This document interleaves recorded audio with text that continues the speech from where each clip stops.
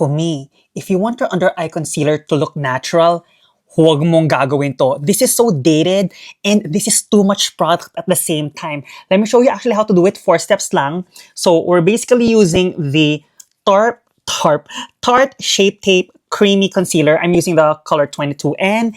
And ito lang talaga yung kailangan mong gamitin. Ayan, very, very small amount lang. But first, what we need to do, we need to hydrate our eyes with the Dr. Jart Ceramide Eye Cream. We need to use an eye cream because the skin in our eye area is 4 to 10 times thinner than the skin on our face. So, anong mangyari pag hindi ka nag-eye cream? Magkikik ang concealer mo. Tapos, while the eye cream is still wet on the skin, see, we're gonna use your concealer. A little goes a long way. See, kin lang. Tapos, magsa-start tayo dito, right?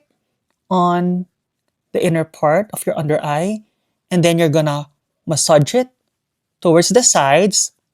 Ayan, tingnan mo, di ba? Fresh lang. Kasi di mo na talaga kailangan gumamit ng marami. If you need more, then you can do so. Tapos ganun lang uli.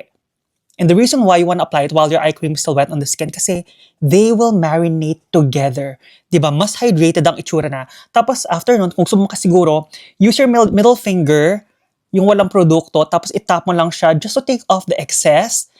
Tingnan mo, ang ganda. Tapos after nun, we're gonna set it with the setting powder. This is the Maybelline Fit Me 130. Nakita nyo, ginamit ito before. We're gonna use this sponge. Tapos nun, i-shave mo yung excess. Tapos nun, just lightly press it right where you apply the concealer. Tingnan mo, me. Fresh na fresh. Very good for everyday. Compared pag ginawa mo to, sigurado makikik.